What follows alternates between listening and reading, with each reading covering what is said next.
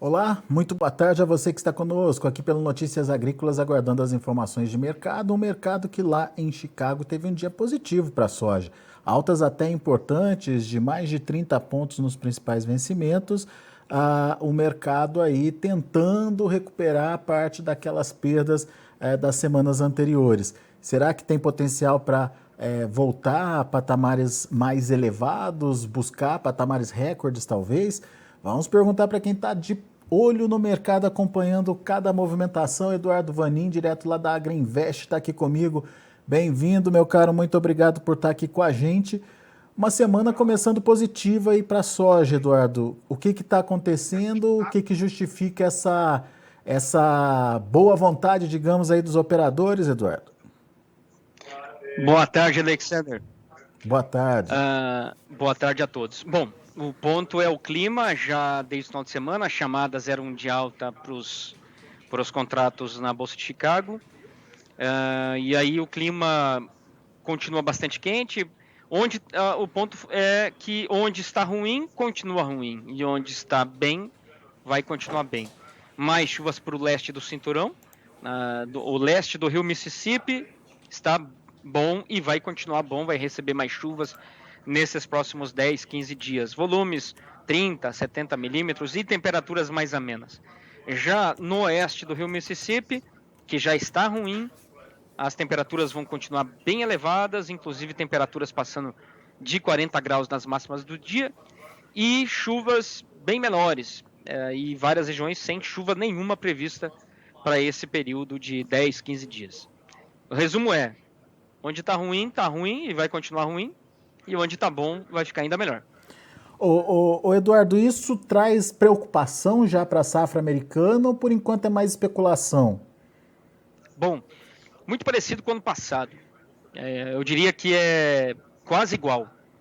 Nessa época do ano, nós tínhamos uma grande preocupação com as planícies e norte dos Estados Unidos, inclusive o Canadá. E o leste do cinturão indo muito bem, que é o caso esse ano também. O leste do cinturão está indo muito bem.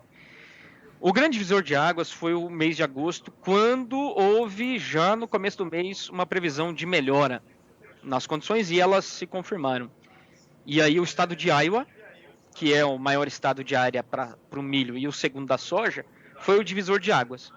Ele estava indo muito mal durante a temporada toda, muito quente, muito seco, e aí no mês de agosto ele melhorou.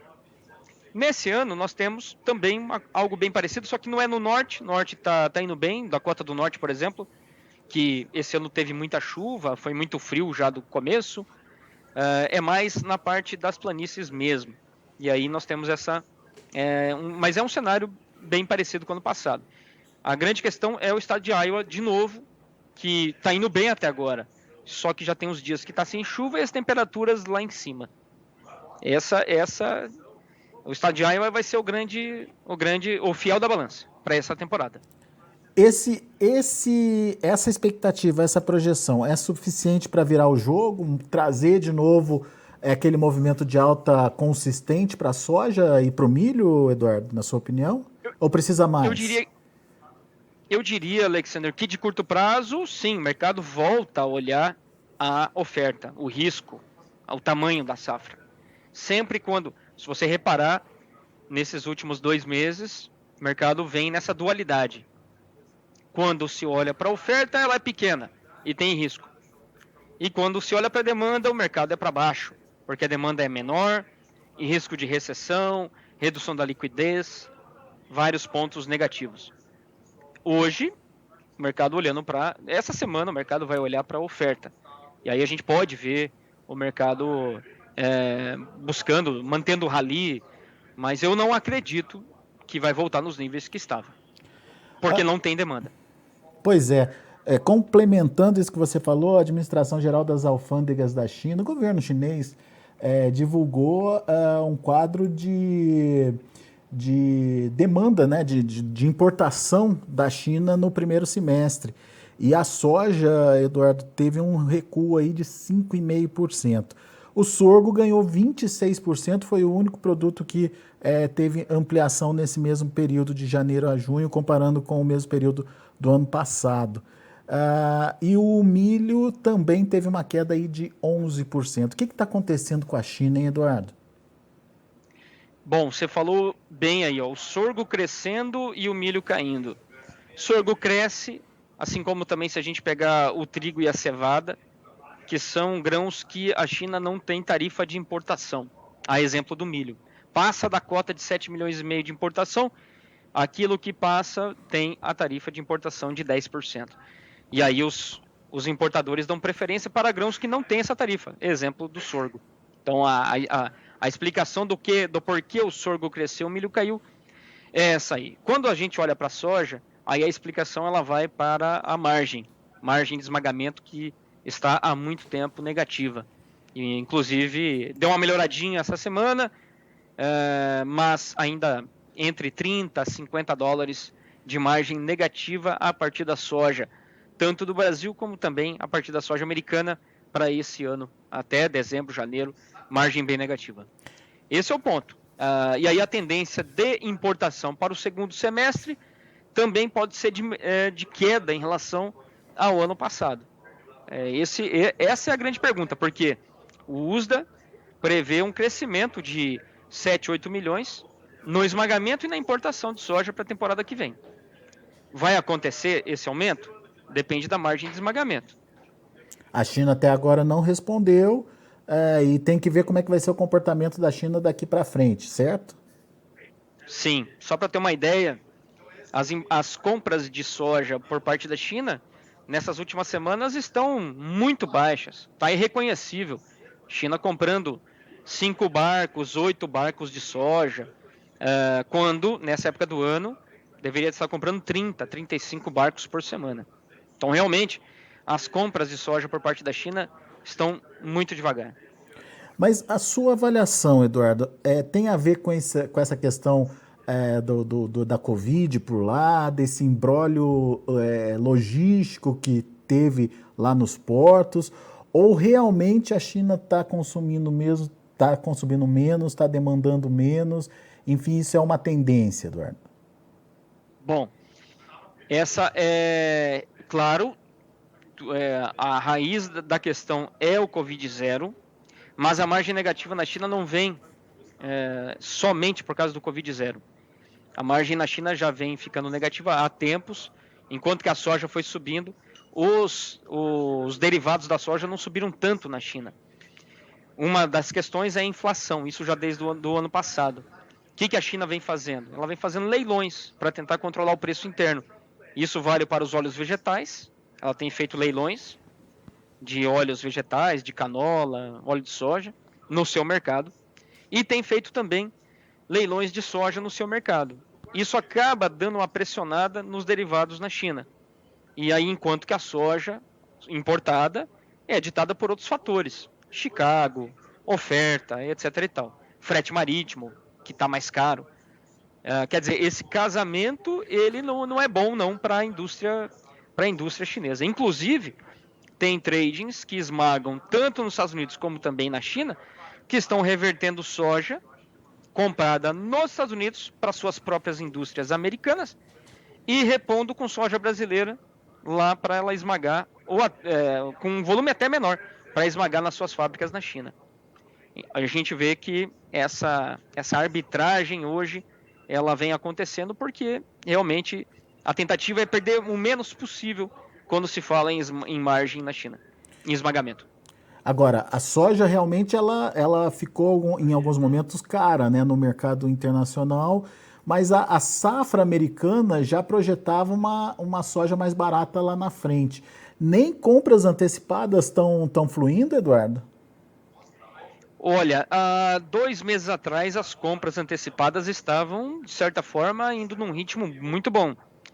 Momento que a China estava com uma margem um pouco melhor. Mas depois parou. Então hoje, quando a gente vê a China comprando, ela está cancelando soja americana para a safra agora, que termina final de agosto, e quando se fala de safra futura, ela está comprando, nessas últimas semanas, praticamente nada. Então realmente parou. As compras da China pararam, estão muito devagar nesse momento. Mas a China precisa comprar? Olha, quando a gente analisa esse ponto, mantendo os números de esmagamento que nós imaginamos que seria um número adequado para a China, dado o histórico e a sua necessidade interna, precisa comprar muito. Só né? que mês a mês o que vem acontecendo é que o esmagamento tem sido muito menor. Aí essa necessidade de compra, ela acaba se adequando para baixo. Que foi o que aconteceu para o mês agora de junho, mês de julho deve ser assim também, agosto e setembro. A China deve reduzir o esmagamento. E essa demanda mais fraca também atinge o Brasil, então? Sim, os prêmios aqui não param de cair. Ah, é? Nós temos oferta e a China está com uma demanda muito pequena. Isso vale também para outros compradores que não China. Quer dizer, quem quer vender soja nesse momento está com o mercado, o comprador retraído. E aí os prêmios vão caindo. Mesmo com a queda em Chicago, os prêmios têm caído. Só para você ter uma ideia, na semana passada, de segunda a segunda, os prêmios caíram 20 centavos por bushel para embarque agosto e setembro, aqui no Brasil. Mesmo com uma queda de 40 e poucos centavos, excluindo hoje. Hoje subiu, mas até sexta-feira nós tínhamos uma queda aí de 45 centavos para a soja. Quer dizer, a soja, prêmio vem caindo junto com a queda de Chicago. O flat price da soja caindo. E nem o dólar, que costuma ser um incentivador aí para as compras internacionais, está ajudando, então, a alta do dólar. Bom, a alta do dólar, ela acaba ferindo a competitividade dos Estados Unidos quando a gente fala em termos de competitividade na exportação de grãos, que é o que está acontecendo nesse momento. Uhum. Se o dólar vai subindo, o produtor brasileiro vende, pensando no câmbio aqui para nós. Vamos imaginar, daqui a pouco, 5,50. Em reais, o produtor fica uma conta melhor, ele vai vender. E isso pressiona o prêmio. Então o Brasil fica mais competitivo, que é exatamente o cenário que nós temos agora. Para você ter uma ideia, a soja brasileira é mais barata do que a americana, em 40 centavos por bushel posto China para agosto e setembro. Por isso o Brasil vende mais e os Estados Unidos vende menos, inclusive cancelamentos. Muito bem. Muito bom, Eduardo. Muito obrigado, viu, pela sua participação mais uma vez conosco aqui no Notícias Agrícolas, sempre nos ajudando a entender essa dinâmica de comercialização e precificação dos grãos, em especial da soja. Volte sempre, meu caro. Boa semana a todos. Só queria deixar um lembrete aqui muito importante. Diga Não lá. é envolvido diretamente com a soja, mas envolve o macro como um todo, que é o dia 21. Dia 21 que está previsto aí a volta ou não do fornecimento de gás para a Europa, gás russo. Então essa data é bastante importante. Pode trazer volatilidade para as commodities de forma geral. Tem que ficar atento a esse dia 21. Uma confirmação, só para entender, uma confirmação da volta seria negativo para os preços ou positivo para as commodities? Bom, para quem na semana passada a Gazprom, que faz esse fornecimento de gás via gasoduto lá para a Europa, através do Nord Stream 1 gasoduto, interrompeu o fornecimento para manutenção de 10 dias. Uhum. Só que não se sabe se esse fornecimento ele vai voltar. Se não voltar, é menos gás fornecendo para a Europa. E aí a Europa, mesmo antes do inverno, já pode ver os seus estoques de gás caindo. Uhum. E aí pode haver uma recessão na Europa, provocada pela redução, pelo racionamento de energia elétrica. Recessão na Europa seria ruim para todo mundo. Boa. Obrigado, Eduardo. Volte sempre, meu amigo. Tá bom? Abraço a todos. Valeu. Tá aí Eduardo Vanin, direto lá da Agriinvest, analisando o mercado da soja. Hoje, pontualmente, essa alta tem a ver com o clima lá nos Estados Unidos, mas tem um fator aí que está botando uma pulguinha atrás da orelha de todo mundo, que é a questão da demanda chinesa. Nesse primeiro semestre, a própria alfândega chinesa, o governo chinês, já mostrou uma queda nas suas compras em relação ao mesmo período do ano passado. No caso específico da soja, 5,5% a menos. No caso do milho, 11% a menos. Portanto, aí trazendo uma incerteza em relação ao tamanho da demanda internacional, em especial a demanda chinesa. A China, se tivesse que seguir os padrões normais dos anos anteriores, a China tem muito ainda para comprar, no entanto, não é isso que a gente está vendo. China comprando só da mão para a boca, 5 navios no máximo, aí, segundo o Eduardo Vanin tem sido registrado nas últimas semanas, mostrando uma demanda muito enfraquecida em função da falta de competitividade das indústrias de esmagamentos lá na China. Vamos ver os preços, vamos ver como encerrar as negociações lá na Bolsa de Chicago. Você acompanha comigo na tela. Olha aí, o agosto, 14 dólares e 97 cents por bushel, já beirando ali os 15 de novo, 31 pontos mais 25 de alta. O setembro também beirando os 14 pontos, 13,96, subindo 37 pontos mais 25. Novembro, 13,80, alta de 38 pontos. O janeiro, 13,87, subindo 38 pontos mais 25. Esses são os números da soja. Vamos ver para o milho. Para setembro, 6 dólares e 12 cents por bushel, 8 pontos de alta. Para dezembro, 6 dólares e 10 cents por bushel, 7 de alta. Para março, 6 dólares e 16 cents por bushel, 6,5 de elevação. Para maio, 6 dólares e 19 cents por bushel, 6,5 de alta também. Dia positivo, portanto, para o milho. Vamos ver o trigo, também positivo. Setembro, 8 dólares e 12 cents por bushel, 36 pontos de alta. Dezembro, 8 dólares e 29 cents por bushel, 35 pontos e meio. Março, 8 dólares e 45 cents por bushel, 35 de alta. E maio, 8 dólares e 52 cents por bushel, 34 pontos de elevação. São os números de hoje de fechamento do mercado lá na Bolsa de Chicago. A gente vai ficando por aqui. Agradeço muito a sua atenção e a sua audiência. Continue com a gente. Se inscreva em nossas mídias sociais. No Facebook, Notícias Agrícolas. No Instagram, @Notícias Agrícolas. E em nosso Twitter, @Norteagri.